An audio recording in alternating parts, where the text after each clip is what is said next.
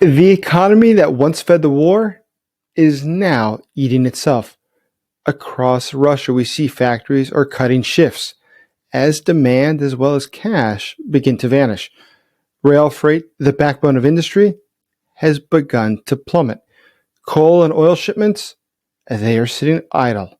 Across the country, we see that plants and factories are telling their workers that they earn some time off. Why don't you only work 4 days this week? Now they don't let them know until later that you will not be paid for those days off. The fact is, these are not days off.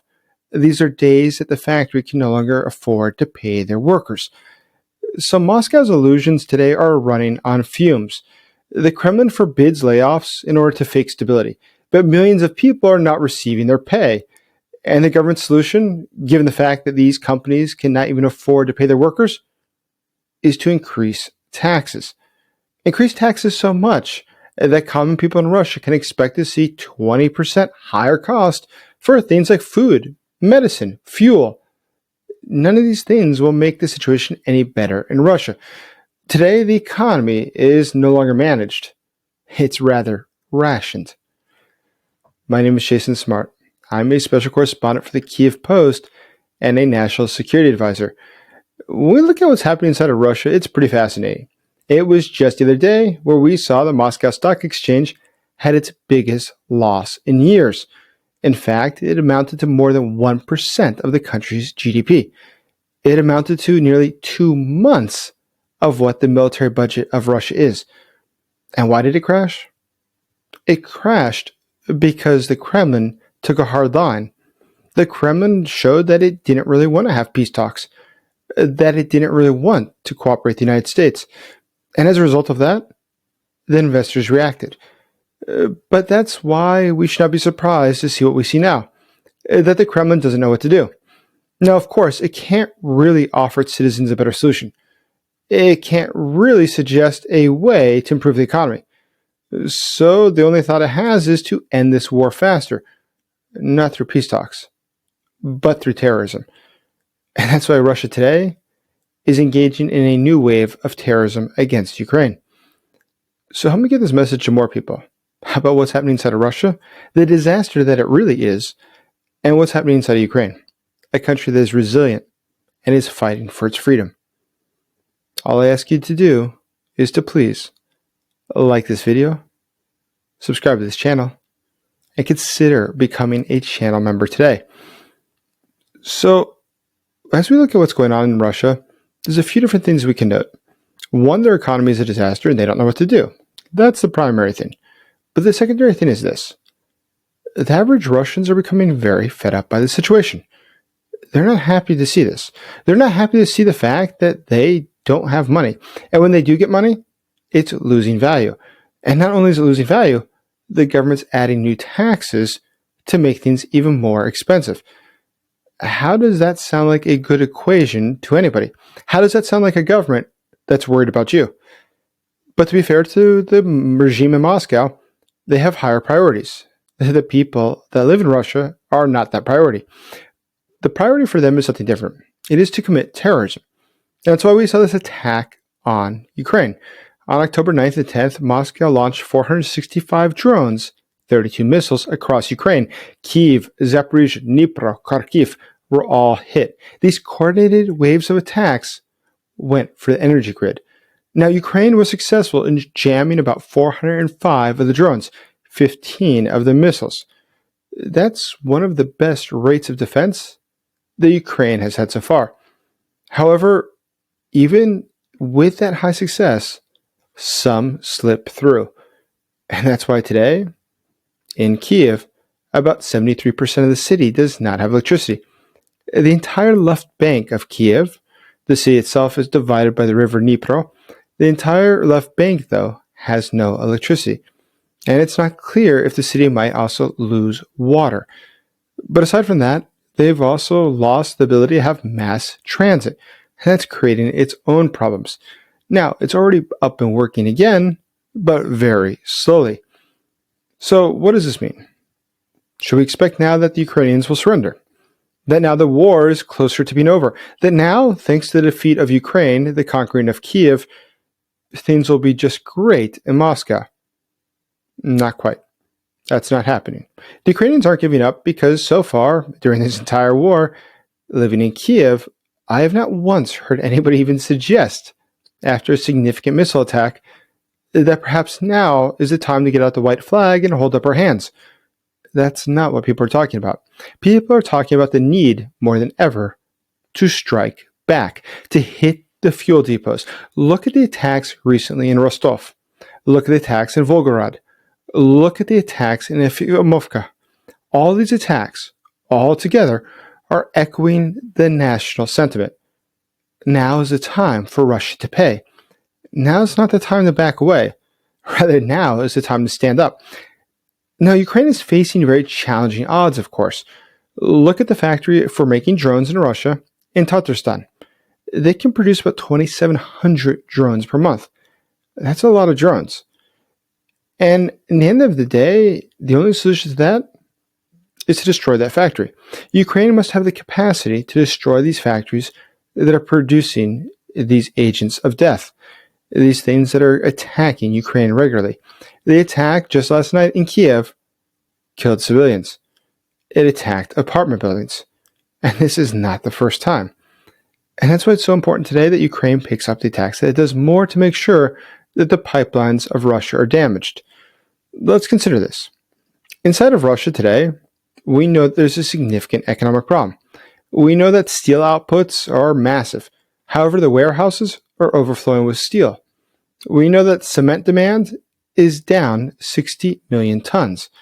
We know that the mines in Kuzbass, they're cutting 19,000 jobs. Coal, metals, auto plants, they survive only because they have unpaid labor. And the government doesn't have a solution. That's why it looks for these sorts of great ideas like increasing taxes or seizing assets. Since 2022, it has seized over $50 billion in foreign assets. Companies like Carlsberg and Danone were amongst those who were affected, which leads to a question. If the Russians consider it to be completely normal to take over foreign assets, why aren't we taking the Russians' assets? They're held in Western banks. So today, out of ideas of what to do, the Russian government's turning to freezing assets. It sounds like a great idea, just like increasing taxes. Undoubtedly, that's what the business community wants. Higher taxes and the higher potential that your assets will be frozen. Incredibly enough, Russia thinks that it can get away with it. But to be fair to them, we have signaled that we will let them. Keep in mind, we have $300 billion with the frozen Russian assets in the West. And for whatever reason, we have chosen not to just move them from the frozen category, but to the seized category, to make those assets available for Ukraine. Those assets available for Ukraine to get air defense, to get the weapons necessary, to destroy Russia's infrastructure, to destroy Russia's ability to continue waging war. If that were to happen, this war would end very quickly. It would end with a Ukrainian victory.